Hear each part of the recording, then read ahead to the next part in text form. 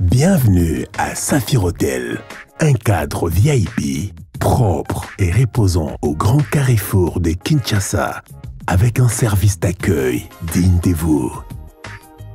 Plusieurs catégories de chambres et appartements climatisés avec Wi-Fi et TV plus décodeur aux prix incroyables. Petit déjeuner y compris dans son restaurant aux spécialités congolaises et étrangères. Ouvert à tout le monde, avec une réduction de prix pour les clients qui séjournent à l'hôtel. Notre adresse, A4 avenue Ikelemba, quartier Matongé, commune des Kalamou. Téléphone 84 710 99 99 81 600 8000. Hôtel Saphir, beau cadre, bel emplacement, bon prix et beaucoup d'avantages. Bienvenue à tous.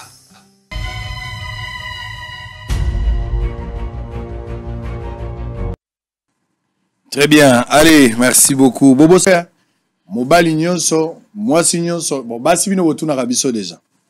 Bo basi ezalaka ka papa, lelo koyiko kufa, liwa elo bakate, a ozozo mwa mbongo, somba mwa mabele, bana bakozala, kotika biso ya kotelengana, tika biso bien. Mais, likamwa liwa nzambe nde a desidaka. Na lingi pe, bibali pe na pokwa lelo batuna pe basi na bango. Tuna madame place azali. Supposons que lelo nzamba bengi okotika ngandeni na bana. Poso ki yopo okufite mwasa keli boso, il faut pas préparer ndenga yokotika.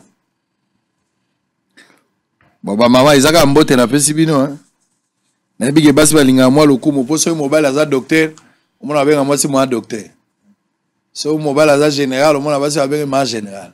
Mais jamais komona mwasi ministre, ba benga mbale pas ministre. Bon, et ça la maka bongo, te lo bape le côté. Alors, je reprends les informations du jour en temps réel. Je vais reprendre. Luanda, la RDC, le Rwanda conviennent de se pencher sur le rétablissement d'un climat de confiance. Assemblée nationale, ouverture d'un dossier disciplinaire à charge de Kabound à la suite des propos injurieux à l'endroit du chef de l'État. Et AC Samalukonde plaide pour l'éradication de l'insécurité dans la partie est de la République démocratique du Congo. Afin de promouvoir le développement, Ituri, plus de 90% des données est recueilli pour l'actualisation des centres d'enrôlement. Nord Kivu, libération des 2 mineurs arrêtés au Rwanda. Sur les ondes des RFI, Jean-Marc Kabound tacle Christophe Mbosso et se déclare candidat président de la République. Sortie médiatique de Kabound. L'Assemblée nationale évoque la violation des droits des réserves, invite la justice à se saisir du dossier et ouvre un dossier disciplinaire contre Kabound. Il sera difficile pour Félix Tshisekedi d'émerger parmi les 4 premiers candidats. Ça, c'est Kabound. 5 otages des ADF retrouvés morts à Rwenzori. Jama Kabound, moi-même, j'étais un opposant au sein du pouvoir. Unikin, contredisant la Poukine, les comités de gestion affirment que les activités se déroulent normalement. Conflit EVAR-DC M23, les USA brisent l'indifférence et montent au créneau contre le Rwanda. Accusé d'enrichissement illicite, Kabound répond à Kabouya, c'est une bêtise humaine que de parler des histoires comme ça. Rapatriement des réfugiés de la Zambie vers la RDC, les HR s'y emploient entièrement. 22e sommet ordinaire des chefs d'État de l'EAC Samalukonde prône l'éradication de l'insécurité à l'est de la République démocratique du Congo. Insécurité à l'est du pays, une marche organisée à Goma pour exiger le départ de la MONUSCO du sol congolais. Jean-Marc Kabound. Sur l'action disciplinaire contre lui, on assiste simplement à des scènes de règlement de compte. Jean-Marc Kabound, pour terminer un mandat du peuple. J'ai un mandat du peuple. Je ne peux pas démissionner. On ne peut pas non plus m'intimider. Sur les pas de Chadari, tonton Ramazani.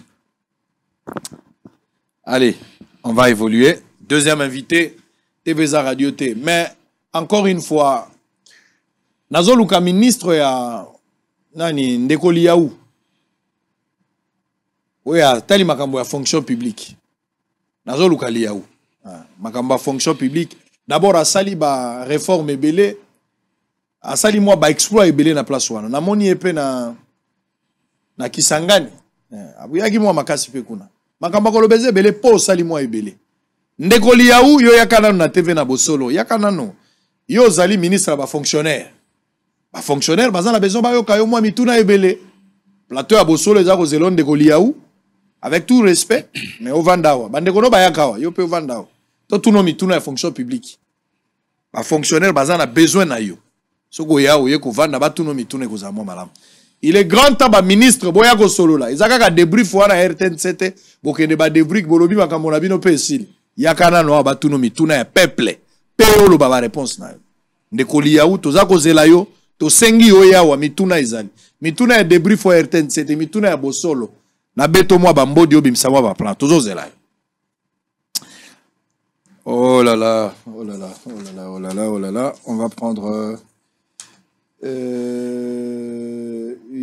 J'ai oublié un papier là, Monsieur Précieux Mouyoko, les papiers de mon frère ici. Hervé, remettez-moi mon papier. Nabosani va papier dans mon sous-soukuna pour.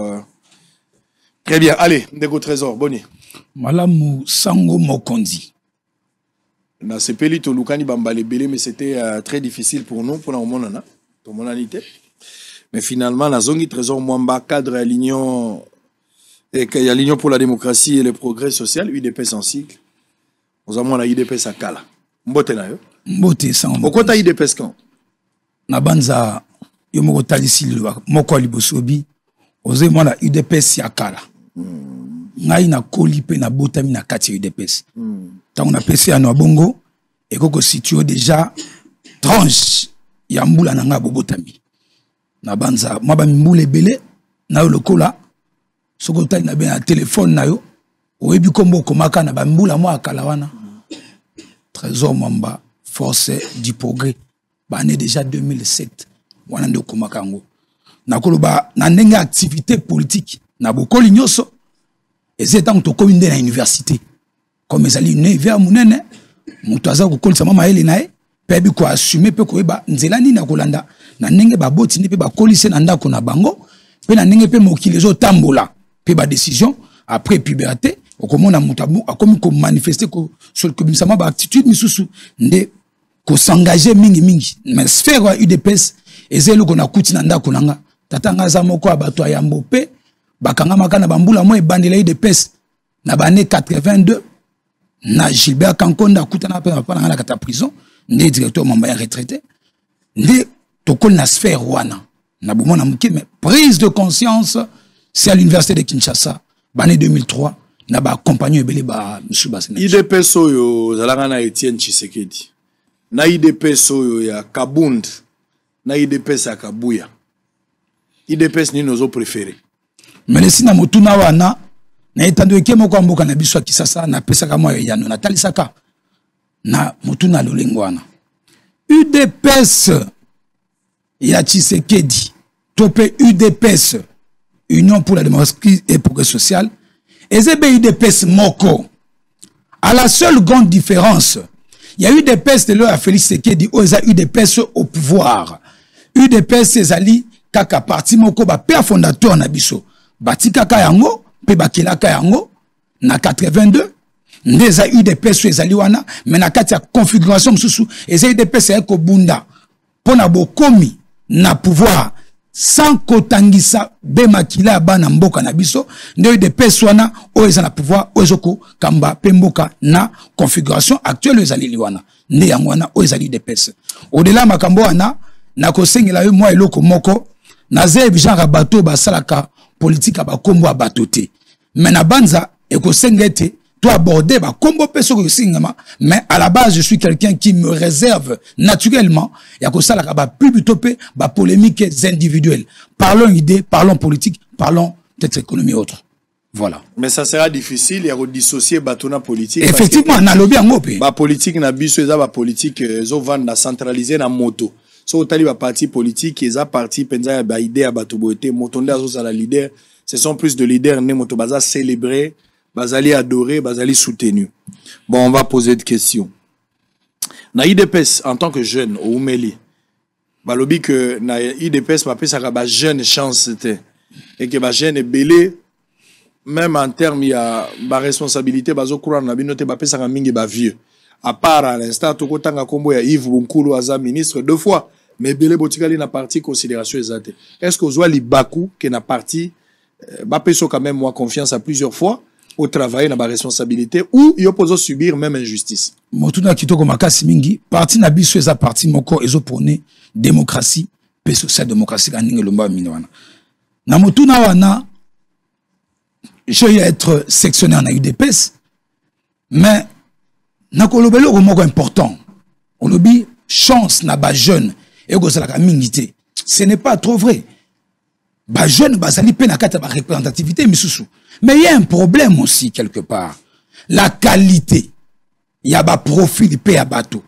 On lo baki na bandeli yobike ezabe bato ne ba kumbaka makama misala parti. Nango mokonza moko talisa ki na congrès na liboso na 2019. On a assemblée na parlement. Alors baki était l'homme au centre et la qualité de l'homme. Pesi manango na 2021. Alors bisous maloba na ka zongelongo susu. Qualité à bato pe ba casting à bato akalamu.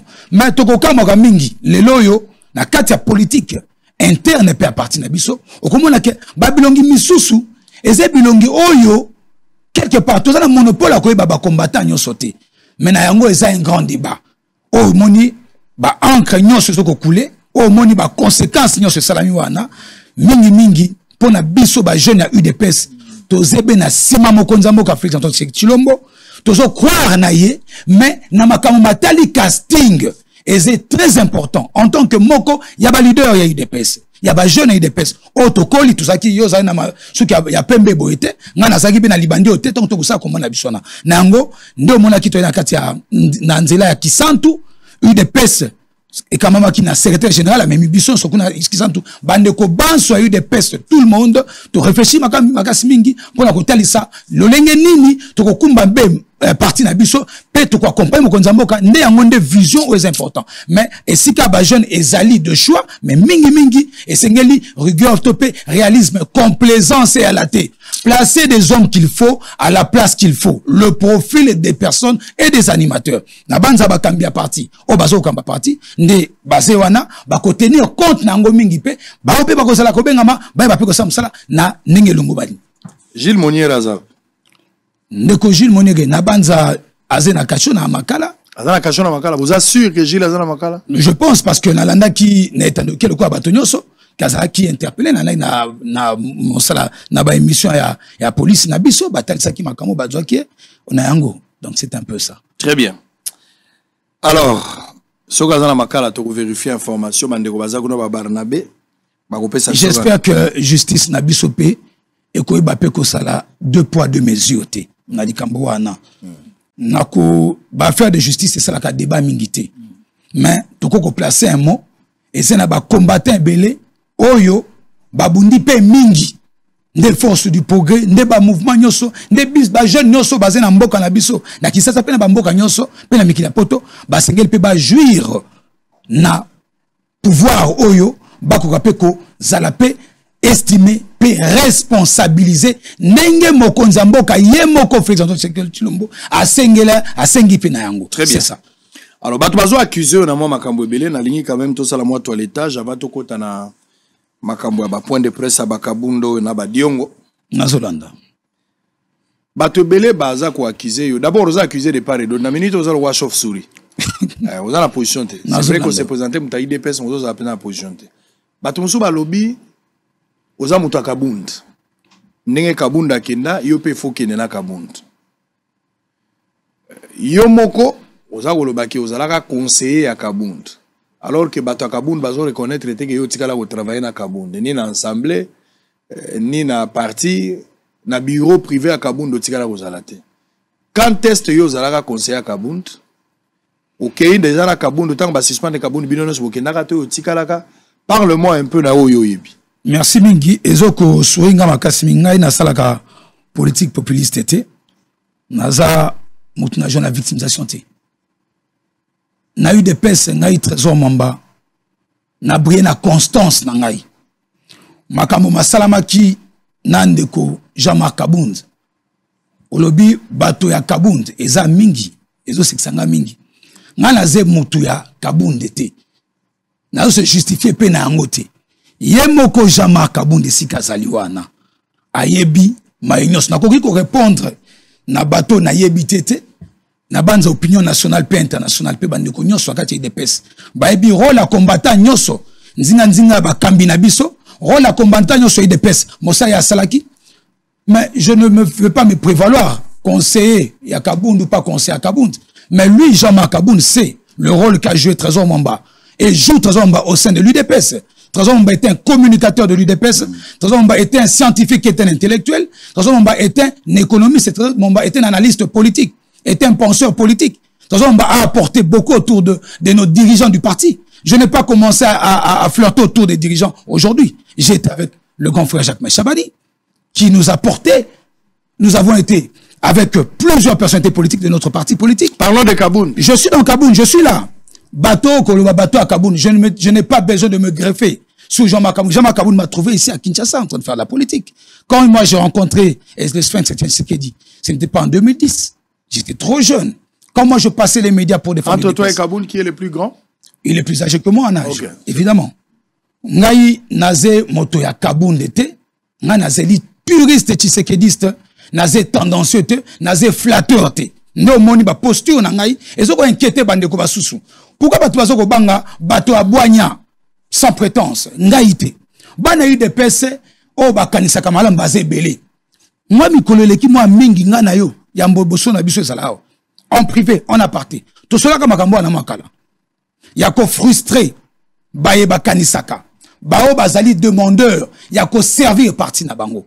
No moni victimisation zo mona nyoswana. Écoutez, moto Kabound te. Tope Kabound akenaki. Na banza tango Jean-Marc Kabound asalaki aponaki nzela na ye. Biso banson, bana UDPS. Tout le monde s'est manifesté, a montré sa posture. Toze moko na sima moko nzamboka. Naze chauve-souris ata mokolo moko te. Ngai Trésor Mamba. Je défends ce parti depuis plus d'une décennie, vous le savez mieux. Nazali nasima ya batote, nazali nasima ba valeur prôné par ba père fondateur na biso, pe na ba énergie, oyo biso sto déclencha depuis les lustres années. Wana ezali complexe d'infériorité, on a côté la moté. Je ne verse pas dans ça, je laisse cette responsabilité. Est-ce que tu as travaillé avec Kabound? J'ai effectivement, vous avez parlé du privé, j'ai effectivement travaillé avec la hiérarchie du parti. Comme on le dit, avec Jean-Marc Kabound, bien sûr, évidemment. Je parle de Jean-Marc Kabound. Tosé na Jean-Marc Kabound, effectivement. Bosala na le membre de l'IDPS, si l'os n'a jamais conseillé na na songi solo malubana, ok na koswana na ninge moko kotalisa. Tant kotalisi bureau privé. Eze ma mingi, ngai mwamba na kote na polimigate. Na ko se greffer na makamba Kabound. Osala na Kabound. Na peso et ya na travail na Jean-Marc Kabound, pe na bakambinyo. So pe na titre ni. Je travaille en son conseil stratégique et privé. Et politique. Et communicateur. Il y a privé. Nagopeso yano, toze na basé na sosimata wa. Eze sika tout seulement mingi. Toze ko apporter mingi, mais je peux pas que les images parlent d'elles-mêmes. Nous avons été dans des missions avec Jean-Marc Kabound. Tu avais quelle stratégie? Quand tu parles de changer des stratégies, bah stratégie on mais écoutez, comment vous allez quitter IDPS? Comment vous allez faire le coup d'état? C'est ça. Vous savez, en politique... C'est ça la stratégie que tu donnes à Kabound. Je dis ceci. Vous savez, en politique, que lorsqu'on est un dirigeant politique, dans un parti comme l'UDPS, vous devez être entouré de personnes réfléchies. Notre approche politique aujourd'hui, aux Omonawana, et cette approche moko, aux Ozoko Salate, ba combattant nyoso UDPS. UDPS, c'est la pyramide renversée. Ezali parole d'évangile kakate. Ezali soko, makansi ezali, bakambi bakobenga bandeko bazoko kanisa. Lobi atozaki na Kisantu. Lobi atozaki na Jean-Marc Kabound na tourné na Kasai central. Pe na babisika ndenge na ndenge. Mbala mingi bolandi biso intanoike. Pona ko défendre makambo matali UDPS. Pe na mosala oyo Kabound azoko sala na bakambi nyoso. Na secrétaire général Augustin Kabuya na bakambi nyoso. Écoutez, to réduire débat na biso to pe makansi de pes na ba individuité. Il a plu à Jean-Marc Kabound ya ko se retirer na parti. Kolongwe de pes. Topé, nenge condition ou akene l'angwana, o to ebionso, o secrétaire Jean Kabuya, atali sango clairement. Mais ngai mwamba, en tant que puriste, moi na UDPS, na kolanda sentiment motote, azali, yem takeli UDPS te, nazoko se greffe na yete, nazali constant, nenge ba kuta kabiso ngisa na constance amso, nazali combattant UDPS, c'est personne qui peut me dédier ce droit-là. Yangwana. S'il veut en polémiquer, où il y a ces acolytes qui vont faire du bruit sur ça, on se connaît tous bien. La politique. On vous accuse que vous avez un suiveur, vous avez un petit bateau, mais na Kabound. parce que nangaki na yeba apport na yo sur le plan stratégique na carrière ya Kabunda ezaki na place. Sur le plan nangela ngata kamo ko Kabunda lingaka bunga wa yo ndo pesa ka stratégie pesa ngata kamo. Mais tango zomona moto aponi nzela na ye. Ozali na ba to bazoko peso makanisi ya malamu. Ko éviter ko bima libanda ya vision o ya biso IDPS. Oponi osali choix na yo. Na ngo ko se victimiser lelo okoma ko lukababu ke miserte. Il y a ça des choix, mais surtout Zali, Tshisekedi. Moi, je suis je ne peux pas faire de choix. Na sentiment. Il y en a Kabunda Bokabwani pour Kabunda Kei. To Kabwani te. Non. Ah, vous en avez Kabunda, s'il vous plaît. Vous en avez Kabunda. La ligne orientée sujet. Merci Lisa. Donc, il y en a Kabunda Bokabwani. S'il vous plaît. La nanga malamu. Ngana Zali sujet à Jama Kabunte. Ngana Zali cadre IDPS. Nazali moko ya bana IDPS. Oyo basé na katia parti. Tango bakambi. Tope bakondi. Bah c'est peut-être boya nzinga na biso to travailler to accompagner mokonzi mboka to monete yo longo na vision mokonzi mboka oponi vision ya yo moko molana ki bango batali makambo na bango na tongo alobi makambo na atali parti politique na mais pona nini ko greffer bato na makasi bongo bakena na bato Bokabwana na Kabunda ndenge nini olongwa to po Kabunda longwende otiki Jean-Marc Kabunda balongoli na UDPS bana UDPS nyoso o bazali ba puriste bana UDPS nyoso bazé na kati UDPS to sali musala na kati UDPS to kotika na UDPS ezali incarné na bomoto mutu moko te. Donc on ne peut pas comme ça ko greffer bato makasi ko luka ko salir bato yo babundi pe bakola kati ya parti na biso. C'est ça. Trésor. Depuis UDPS est en pouvoir. Oui. Sans sa combat, il y a eu des UDPS dans l'opposition. Et maintenant que vous êtes au pouvoir, est-ce que l'objectif a été atteint? Une très bonne question. Allez-y. L'objectif a eu des UDPS. Il y a Liboso et Zala Kinanu. Il y a Luka ko récupérer Imperium. De pouvoir Oyo. Ba Ibaka Biso. Nangonga Kondo et Tshisekedi. Et ba père fondateur na biso UDPS. Na kati ba obligation na bango. Baloba ki maloba moko. Oyo loba makato pitro bandaka koloba yango. Ya kokoma na pouvoir sans kotangisa makila ya bana mboka. Dans les conditions onyoso UDPS na 2018-19 et le baki tokoke na élection avec ou sans machine à voter. Toke na élection tobimisi président de la République. En termes d'objectifs, nous avons atteint un certain objectif aux alliés primordial. Ya kokoma na pouvoir sans kotangisa d'abord makila ya bana mboka. Pena simana yango. O ezape antina mingi. UDPS telo ezali kokamba mabe na kati ya vision kakabe moko o ya Sphinx Tshisekedi o ya koluka nini koluka besoin que ba congolais nyoso ba trouver satisfaction mais na condition nini to komi na pouvoir o to yebi biso na condition moko de précarité lelo yo mokonza mboka Félix Tshisekedi azoko placer ba jalon pe azoko poser ba action ya mingi. Il est important en période de parler des actions du chef de l'État que de s'appesantir sur des personnes qui appartiennent au passé. Na ngwana ndebiso UDPS toza kata ya gestion mboka o na ba partenaire au bassin na biso ana nous faisons l'effort ndo monto utaki na kisantu pour na ko réfléchir en quelle mesure UDPS a causé l'effort pour rafler majorité na l'Assemblée nationale na biso pe na ba institution pour na tozo totalité à pouvoir nyonso. Voilà. Oh là là, on est en direct. Vous pouvez réagir à travers le numéro qui est affiché au bas de votre poste téléviseur. Na se wana numéro wana. Beaucoup qui ko réagir, ceux qui vont réagir, beaucoup mais la biso de Kambozat. Alors on va parler de Jean-Marc Kabunda, on va courir derrière le temps. Oui. Opposition, tant que bilo beaucoup na pouvoir, babani ko attaquer bino sur plusieurs dossiers. Makambo ebele opposition balobaki toloba quand on parle de l'opposition plus ezaki bato wa Fayulu na Fayulu yemoko baza ko critiquer pouvoir ba critiquer bino mingi mais bino wana benga bango ba ene moté amabe bobimisa kutu mwana moko na je moko boye bazo tuna mwana yo oza moté amabe pona yo naza Fayulu nyonso wana eza ba je na bino ba toka dio chande bato bo sala po bo bimisa Fayulu mabe ke ba critique ya Fayulu eza non fondé et que makamunyo so bazolo bala Fayulu eza o Fayulu azolo ba pona bino eza po a perdre ki élection ndenge bino bo présentaka makambo bon lelo makamunyo so Fayulu alobaka makambo ba set kikuni balobaka Kabunda lobiam. Vous avez suivi la conférence de presse à Jean-Marc Kabunda lelo pe na tongo na RFI amibandeli pe alobaka d'ailleurs annoncé ka ozala candidat président de la République. D'abord, quand Kabound parle de vous, vous traitez Kabound comme un haineux, un frustré, ou c'est quelqu'un qui dit la vérité. En anglais, nous avons à propos de Kabound.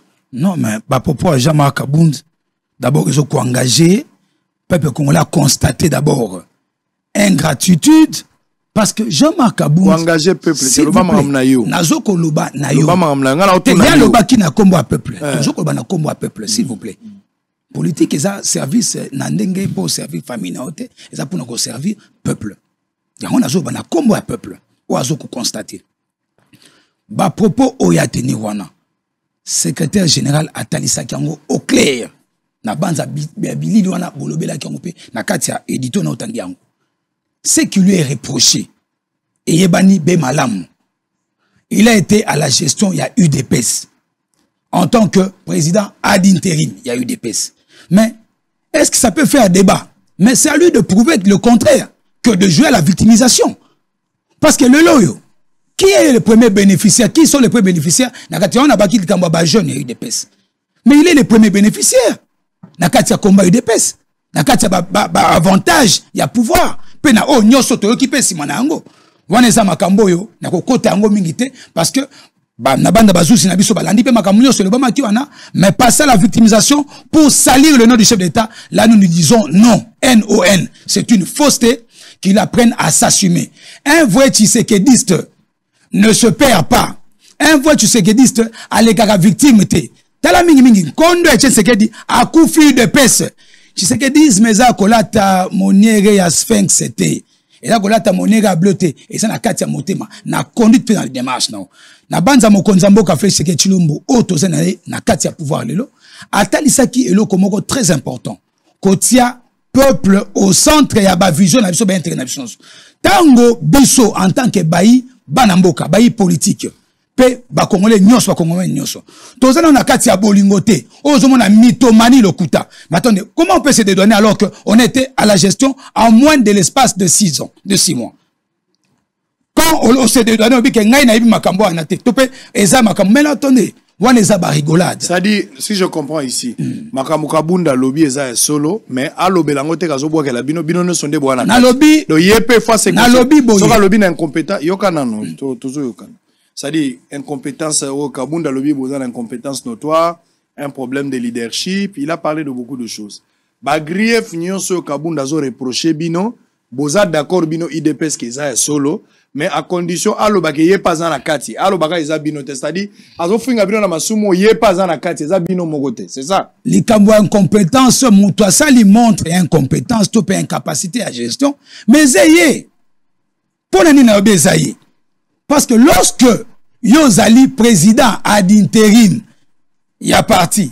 Ozali premier vice-président de l'Assemblée nationale, na moi l'ICC.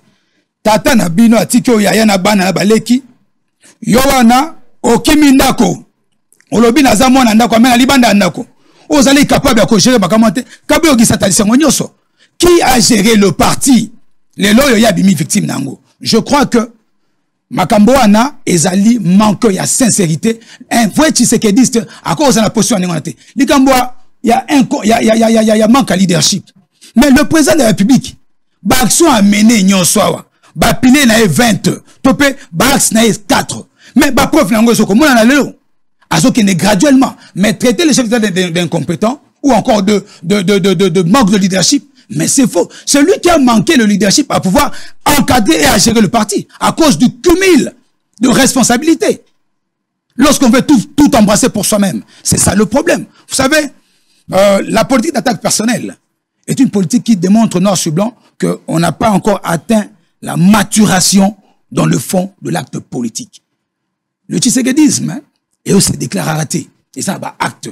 Les lois yotango yozoko loba ozoko buka lokuta que parti, mais qui a géré le parti?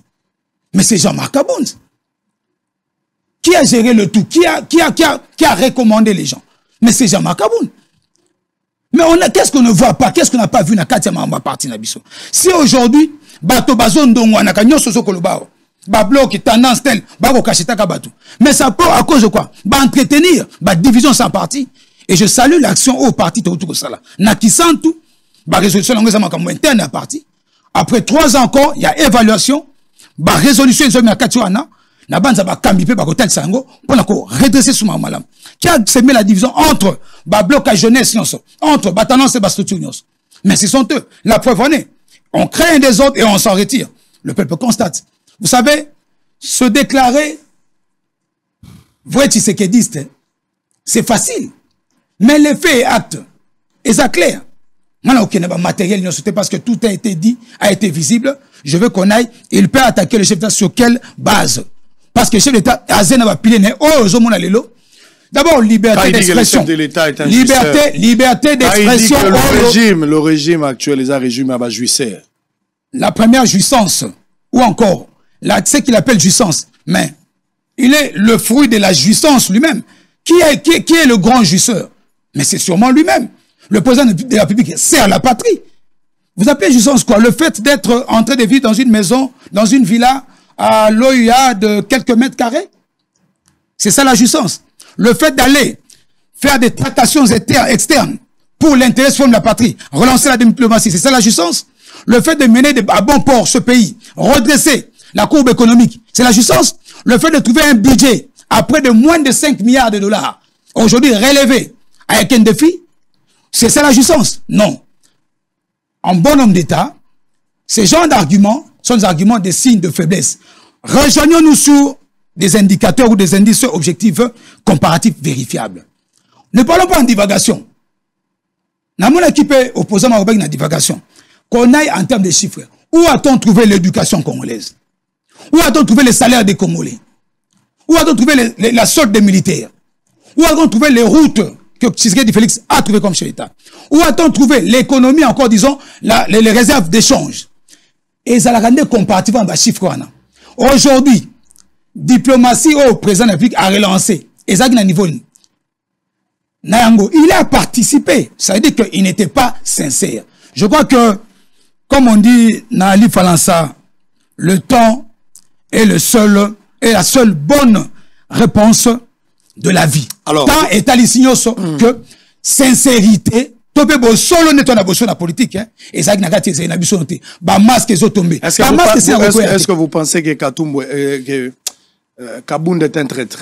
Mais écoutez, lorsque, permettez Sango Mokondi, lorsque Ozomona Moutou Oyo Azo se réclamé Tshisekediste Akimi Ndakwa Tshisekedi Akimi UDPS Oye Saliye et Sali Biso Banso Oye l'acception politique. Laissez-moi finir.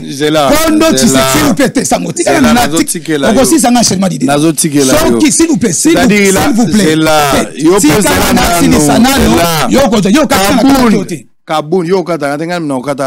Kabound a constaté que Bolongwe na nzela ya maître Bobuki Mobeko ya Ntoma Tshisekedi Bobimisi bo violer le livre du maître. Asa obligé fois que naza seul disciple oya comprendre que bo pérenniser combat ya tata yango abimi na na lobi na boy combat tata ezali kozala pérenniser pe mosala ko sama makasi na sansona eza yende na égocentrisme na ye. Oyebi makamosu suezawa ezo sala passe mina motema. On a vu ici tout le monde a bateau au baza même pas identifiable. Qui a fait ba casting nyon sur ezo makawana? Aujourd'hui que c'est de l'année, ce sont des faussetés. Azen agenda naie, na calcul politique naie, personnel, ne a passé na acte nango. Lelo tokolo bailo komoko tango ya kewana a sali parti naie. Ngala ko sa pesantique naie te. Je pense que l'important pour Nabiso, ils allaient à garder tête haute. Parce qu'il n'y a aucun mouvement. Sur le 100% de combattants de l'UDPS, à 0,3%, le 99,7%. Dites-moi, citez-moi des noms de gens qui ont cru en cette fausseté. Je pense qu'on doit se respecter. Toza ba éducateur, nako verser na katia légèreté ya ba langage te, nako linga mingi mingi, ya lobi ko sala politique, asa on a respect pe na lokuta te. Bon vent na ye makambo poni wana, to kokuta na 2023, biso na fait Tshisekedi Antoine, bango na katia makambo na bango. Qu'est-ce que tu penses de Franck Diongo? L'honorable Diongo a été frustré. Tatale Kinabino. Tatale Kinabisote, s'il vous plaît. S'il vous plaît. S'il vous plaît. S'il vous plaît, votre table de quoi? Toi, bah raison non c'est ce que pousser. Mais l'une des personnes face à la personne la plus n'a pas premier bénéficiaire il y a n'a jouir moto yamba jouir na démocratisation en boko. Mais c'est Franck Diongo. Et ça coûte tout Franck Diongo. Aibi ndengeni ya setu fakina kati ya prison makalati. Makambo na bango wana. Aussitôt Félix Tshisekedi arrive au pouvoir. À Sengete ba libérer ba prisonnier politique. Aussitôt Félix Tshisekedi comme le pouvoir à Sengete bandeko banso basé injustement na katia kokangama babima nana bénéfice nango Franck Diongo bénéfice nango mais ceux qui pona ba intérêt na yo et komoni ko sala ki qualifié mais ba tuna na bango basé wana parce que na banza basé na bloc na bango na basé wana au moni na politique lelo biso nouvelle génération politique to comme na katia lokutate motafandi azoluka sala buzz na ye aluka discrédité makombo minene go sama na mboka ezende ma mingi pona nini parce qu'il veut un positionnement. Soyez patient, travaillez pour l'intérêt du peuple, le peuple. Et on a 2023 makambo ma nanyoso et kosila ndena qualité mingi mingi pe ya ba élu to kotina. Mais ozolo ba 2023 Kabunda lobi parmi 4 premiers candidats ba o ba kozala penza na mois 4 ya liboso Félix Tshisekedi ma papa ozala ta na bato ba gagner penza les premiers les 1 tolo ba les 1 les 2 les 3 na les 4 Félix Tshisekedi bosana ko mata ba les 32 mokonzi mboka a un actif positif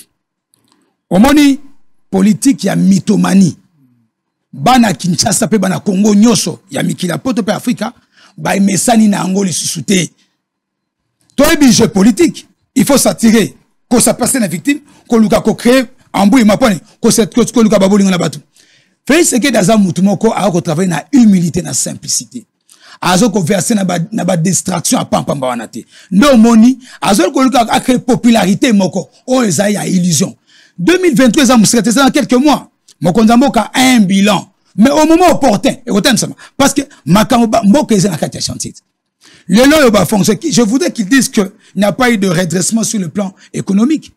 C'est vrai qu'il y a beaucoup encore à faire, mais la volonté du chef d'État y est et le gouvernement de la République. Ou encore, parmi les membres du gouvernement de la République, il y a de ceux qui sont des mondormeurs, qui doivent réellement accompagner le chef de l'État ou encore amener le Congo à la élévation de la croissance tango effective. Voilà makambo ezana.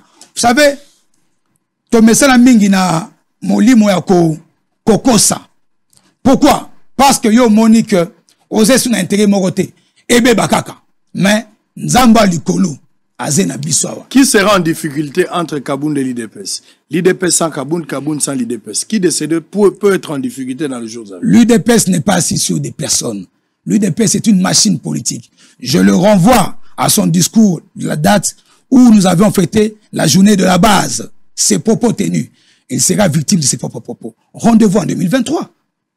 Une action disciplinaire contre Kabound. Kabound réagit en disant qu'il y a un règlement de compte. Qu'est-ce que tu penses? Je pense que l'Assemblée nationale, dont il est membre pour l'instant, député, le président Bosso, j'ai lu comme tous les Congolais, qu'il y a une action qui sera menée par rapport à une attitude outrageante à l'endroit du chef de l'État. Je crois que la justice et encore l'Assemblée nationale a des dispositions très précises dans le règlement d'ordre intérieur qui vont clarifier quant à ce. Président de la République Azab. Mokonzamboka na banza sali banamboka. Wapi? Azen Espagne. Aza malade? Azen maladité. Aki osani. Azo kopé ma pe quand même azo ko sa musala na banza s'il vous plaît. Na tuni lo hotel. Azo ko le banana na tuni lo. Na lingi te sango toke na tuni lo. Toke obandi mbodi te toke na mbodi. Mais na tuni okoti mbodi. Toke na mbodi. Moko yo to mona passe c'est mon biso za la. Ba mbodi wane ko joate. Mokonzamboka Azen Espagne. Mais na tuni to lo hotel na tuni ka za wapi? Te me ka en Espagne. Et sili. Azen Espagne. Si. Gouvernement ezawat. Sama lukonda zap. Gouvernement ezeko sa musalati. Sama lukonda zap. Yo kana taliswe le comment. Sama lukonda zap. Na ibisika za été parce que na atali agenda na. Pas za libanda. Oui, yo uta ipe libanda. Bongo na bongo ngala sa na gouvernement. Tena tek na kasibu. Vous pensez c'est là le problème. Le gouvernement n'est pas assis sur des personnes. Écoutez, les institutions de la République ce sont des personnes. Non. Je suis le démocrate. Écoutez, wana zo sia confusion na bana mboka. Ba institution zo ko fonctionner. Est-ce que ngala lobi ke ndenge ba voyager za mabe? Voilà le polémique na yo. Tenga na tuni yo, na tuni yo. Na peso pe ya na bosolo na clarté nyo. Est-ce que moi je condamnais pourquoi mu ta voyager? Non na peso pe yo d'information. Yo zali communicateur à parti, oko ebisanga place chef de l'état azali. Oko ebisanga place premier ministre azali. Oko ebisanga place Mbosso azali. Oko ebisanga place Bahati nani Bahati azali. Na tuni yo ka ba question, pesinga ka ba info esili. Ngana ne loko mzute trésor na pourquoi zo luko zonga na mabe na la tindio na la peso mbongo luka mabe na ngai. Na otuno ka yo yebi makambo zo koluka wana. Na zo luke lokote. Na luke lokote. Dikamote. Mais loko na yembi kaka Keboko zala lokola buruete. Keboko zala lokola buruete. Buruete memi maye. Buruete memi zelo e. Buruete memi brike. Buruete tonginda komokolo ya suka beteli mbula e. Buruete akofi pasi e. Amoni mosala mpunda e. Mawa e. Talangombe pe mpunda bandeko. Talangombe pe mpunda bandeko. Bango bayebi kolo na bango e. Kasi yo mwana nzambe, boni obosani kolona yo ndeko Koluka libala ezali malamu, koluka libala tango nyonso ezali malamu ndeko wanga Luka nanu molimo santu, akokamba yo na libala na yo ndeko Tokolonga pona Yesu, simana pasi oyo, pasi ya Kongo, biso tokomona Yesu ngo. Tika biso tomona pasi Tika biso tomona pasi bisengo na biso ezana lola ndeko Congolais kanga kaka motema ndeko Congolais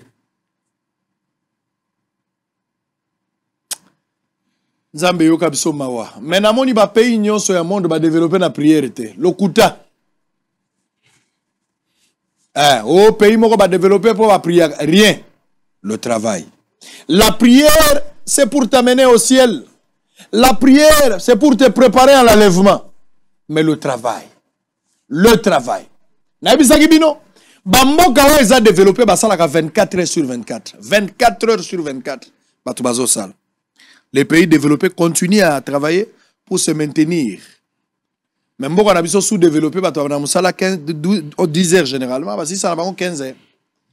À partir de 18 heures, l'État est raté, même roulage, tout ça. Quand la police associée est ça. Voilà tout. Et puis dimanche, l'État a la. Mais nous cherchons un développement. Par quel mécanisme on va y arriver? Il faut travailler dur. Nous devons travailler 24 heures sur 24, même à minuit, à 2 heures. Il ne faut pas continuer à travailler. Les politiciens. Kalamingi te bokoya na campagne 2023. Peuple fungo la miso. Na bao bazo bima, na bao bazo kota. Ils sont politiciens. Baza bandoki alikita moko, bayebi makambazo sala. Miyibi bayokanaka, miyibi bango na bango bayokanaka. Baza na bolingwa bato cigarette, miyibi. Omeli ato ebelongi ya mutute mon cher zo. Alinga yiba 6 000 abi mon cher, toi tu prends 2 millions. Baza bango na bango, pas politique. Faut faire très attention. Aujourd'hui, ceux qui étaient au pouvoir Babimi. Ceux qui n'étaient pas au pouvoir, ils entrent. C'est qu'on va changer à Bakan. Bino kota kotonga pena kota. Tokuta naga na suka. Politicien. Population kanisa. 10 ans, 15 ans, 20 ans. Qu'est-ce qui change dans ta vie? Tozo kende wapi. Mboke boy contradiction. Bokomi plus na bakul ta personnalité à Batou. Leader na biso. Il y a des gens qui jurent que sur Félix Tshisekedi. Sans Félix Tshisekedi, ils peuvent mourir. Il y a des gens qui ne jurent que sur Martin Fayoulou. Il y a des gens qui ne jurent que sur Katumbi. Il y a des gens qui ne jurent que sur Kabila. Il y a des gens qui ne jurent que sur Bemba.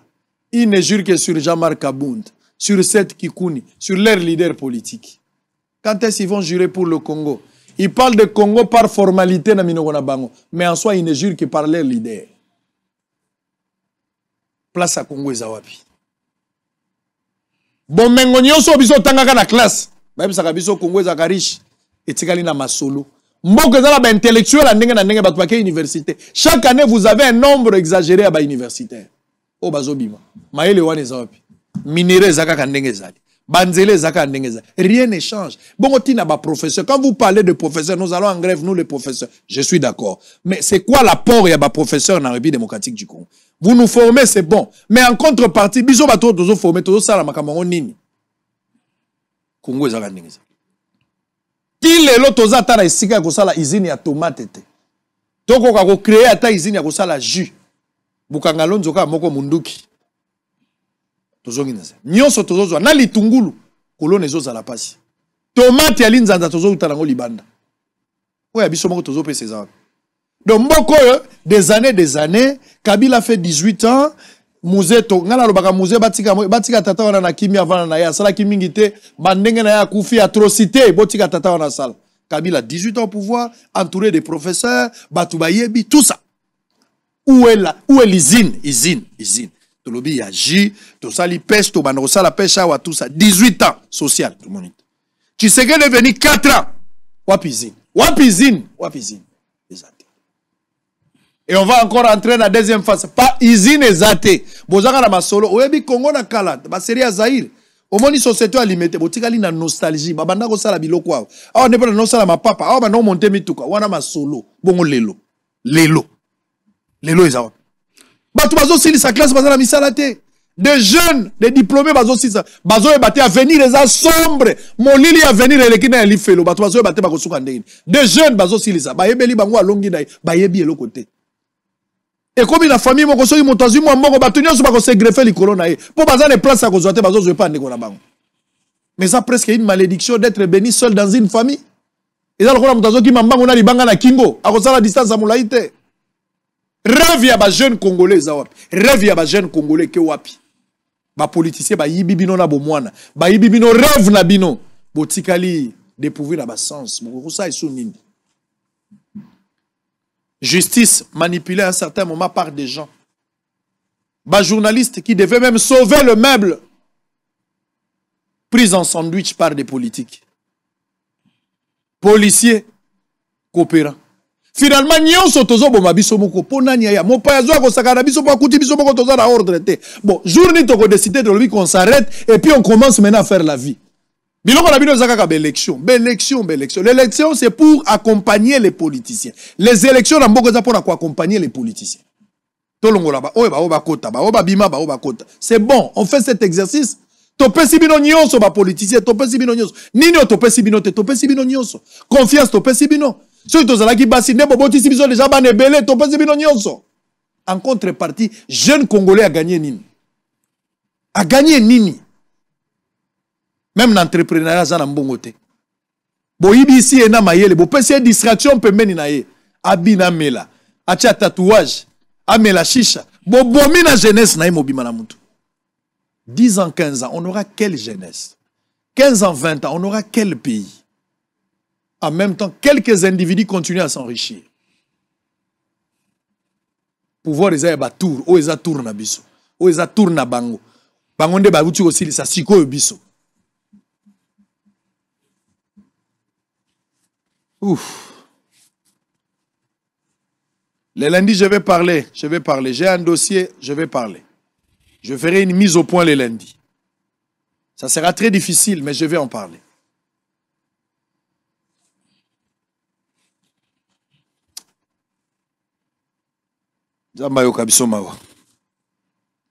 Trésor Mwamba. On va terminer, mais avant de terminer. Finalement, qu'est-ce qu'on va retenir de l'UDPS? L'UDPS qui était 37 ans au pouvoir. L'UDPS qui nous a vendu 37 ans d'opposition. Ceux qui d'opposition, merci. Et vous avez promis aux gens, aussitôt arrivés au pouvoir, et même pas les miracles, mais un changement. Les sociales, les peuples d'abord. Où en sommes-nous avec les bilans du social? Une bonne question, Sango. Nako tia moi le bamoko nakati ya nzembo ute ko imba wana.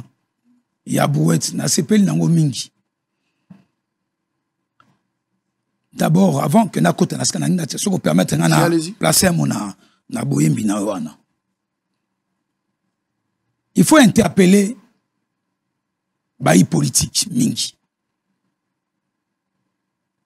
Brouette, oh le biwana, botie mabele, bosali botikisi, bo accompagner. Nde zaleli o tangi wana, o elatami na kati ya ezaleli oyo ndeko Jean-Marc Aboun azenango. Les combattants sont restés à service. Ce n'est pas au chef de l'État de pouvoir améliorer les conditions. Ou encore, ce qui est de droit à l'UDPS. Il ils en savent trop quelque chose sur ça. Et le lot, jeunesse, heureusement que Mokonzi Mboka, en tant que tata, a ce qu'on s'est mixé dans l'affaire politique. Il y a eu des personnes qui ne peuvent pas. Je pense que maintenant, la Liboso, mais le peuple a constaté, mauvaise foi, il y a Moutou, à centraliser, nous sommes pénaïs. Nous avons beaucoup de temps, na dédication. Question sur le social du Congolais. Mais, je reconnais, je sais qu'il y a encore beaucoup à faire. Mais aller jusqu'à ignorer l'action de Mokonzi Mboka, tout le gouvernement de la République, Ezali Kozala, Moté Mabe, Pe Kozala Bondoki. 20 piliers à Mokonzi Mboka, il y a un Bokondi, Ezali. Nako quelques 20 piliers, n'a pas réalisation. Allez-y, on va terminer par là. Allez-y. Nako touché quelques piliers au Tali Mingi Mingi. D'abord, éducation. Oyo ban na lelo, bazke kelasi. Namoni, ba chiffre. Oyo nako kiko illustre ata moi moko. Namoni matali, ba enseignant na biso. Yambo fait ce que la côte na pouvoir. Ba enseignant ba touché 168 728 francs congolais.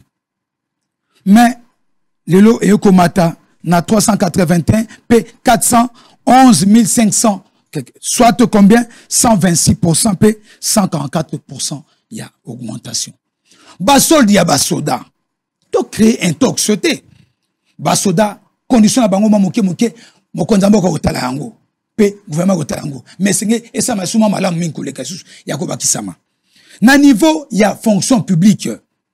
Bato bakonzamo sa boni tant que bayi ba retraité mbula père okena na kati ezalaki mo mingi. Mais okena boni parce que ba pesa ta mo mbongo na été. Sécurité sociale na epesamité. Au moni otangaki kombo ministre ya fonction publique. Agosaka mosala pour na connaître fichier wana. Makambo ba ito kabu na biso ezalaki spolié. Na moni mosako ça je crois le 28 awa, il y aura le lancement. Il y a ba lancement pour na truc bloc pétrolier na biso et ça na ministère hydrocarbures na ndeko Budimbu pour na kolika ko boya ko thésauriser ba richesse na biso ba exploiter ba bazongo na katia ba contrat ba 10 ans non exploité. Voilà comment les gens ont eux-mêmes détruit le pays.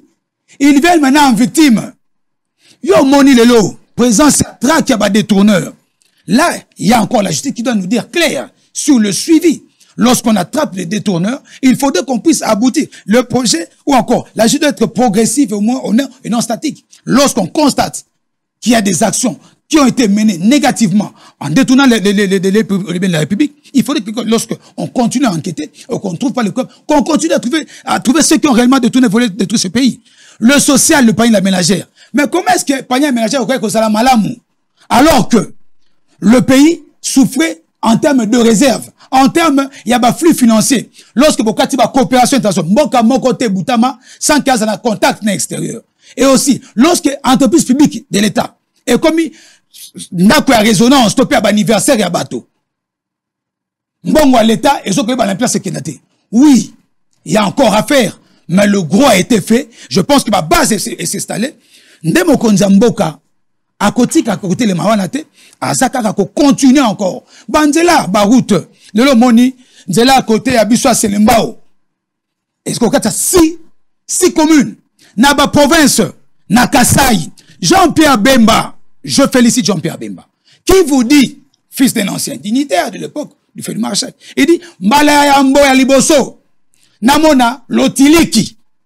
Mais qu'est-ce que les gens veulent voir? Je sais que les gens amènent des discours politiciens. Moi, je ne suis pas à la génération wana. Oyo et vivre dans la carte illusion. C'est vrai que y a que ça là. Il faut que ça ma nena ngomo konzamboka enseigner l'ami na ko tenir compte na ba profil. Ne ba ba ko se de gana. Bango ne ba pesi ba profil ya bato. Le lo ba ko victimiser comme ba victime. Mais qui ont fait des castings ya makambo masusu? To kaso na koloba ngote. Moto a sali une année, je sais comment, bombardé, je ne sais comment. Les loyaux, ndeko sango, kino les loyaux, okomona, naba, je vais comprendre un fait. Naba fonction, topé naba poste, oyo, eza de droit. Naba eba ko kama ba eba sana katia pouvoir. Pona nini koluka ko keba, flou na kationa parce qu'ils savent qu'ils se font entretenir. Très bien. Nena yango sango permettre na ba moi eloko moko akati wana. On termine par là. Na sengete biso bana mboka nyoso to céder na distraction te. Biso ba Tshisekedi ya solo. Bana UDPS ya solo. Oyo tokoli awa na UDPS. Oyo lelo et région de Nzembu ya puso yembi wana. Ne kona biso asalaki na pusu mais le temps est corrigé mieux.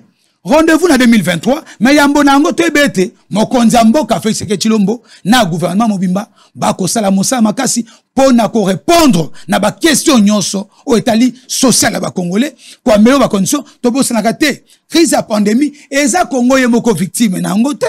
Kene na Luanda Angolais za ki Eldorado na biso ba congolais ba zairwa.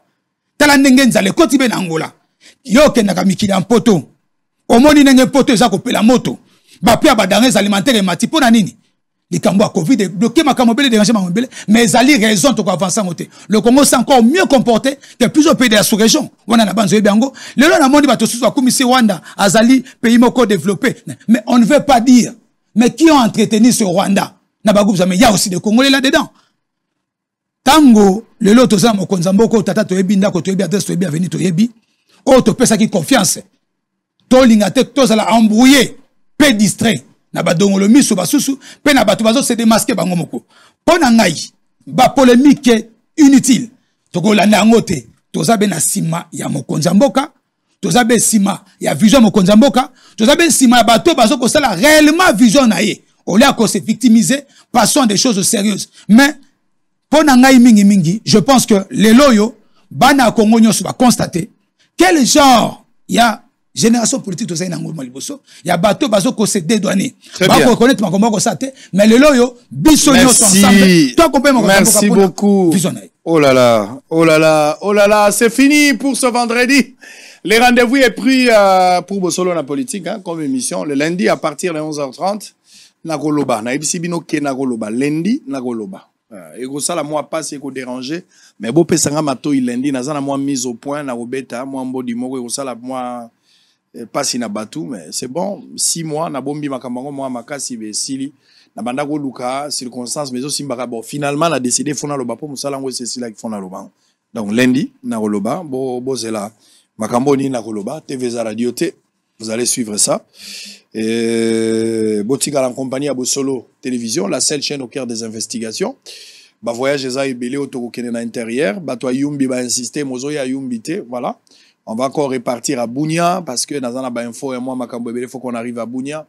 Nous comptons arriver également à Goma pour la moi information d'Ambu, Congo central Batoiso et Labiso. On va faire toutes ces descentes là, on va terminer avec l'accident et la circulation et Salamaki les comportements beau exagéré beau exagéré. Na komi ko limbabino comportement ya manque de patience, attaque désordre zali. Donc na mboka oyo ordre zalakate, ordre zalité. Ordre zozalate moto na moto sengeli atia ordre de place ya zali balingi to pona chef de l'état ya ba moto to tchepembeni chef de l'état ya wenze to tchepembeni to ba chef de l'état partout mais les pouvoirs que vous avez les pouvoirs publics ba confier bino moto na moto agir na compétence na pour remettre un peu de l'ordre parce que trop c'est trop nous sentons l'inefficacité tactique du contrôle de l'état dans plusieurs secteurs et ce n'est pas intéressant ministre Liaou nazo zela yao alingana tunomi tuna ebele makambo fonction publique au sali ba réforme ebele vandawa obimisa biloko na population ayeba soki olobite mutu akoyeba te biso to kolobela ote yaka to tuno mitunao ekozala mo malamu kimia na mabota la bino mbote la bandeko nyonso ba fêter anniversaire na bango lelo to kokuta na bino lundi pona musala moko mais bosolo kotika bino te lisolo eza la même week-end bo manquete ba programme eza makasi pona bino kimia na mabota la bino et à très bientôt.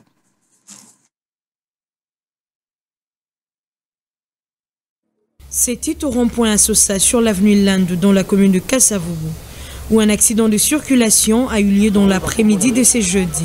Cause de ce drame, la mauvaise conduite de motocyclistes sur toutes les artères dans la ville de Kinshasa. On constate ici de blessés mais pas de morts. Cette douleur n'a pas laissé indifférente la population témoin de cet accident.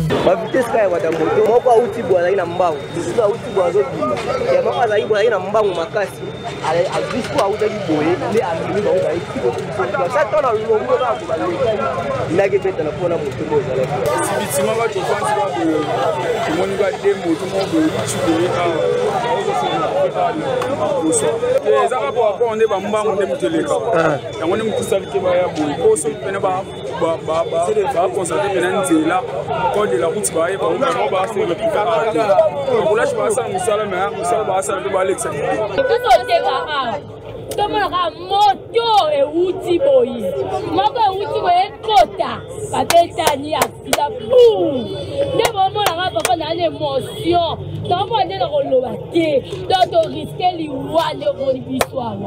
Trop c'est trop, le motocycliste se méconduise et c'est tout le jour qu'il y a de graves accidents jusqu'à emporter certaines vies. Aux autorités compétentes de prendre leurs responsabilités en main.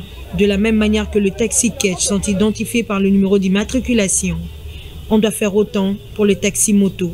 Question de tout régulariser.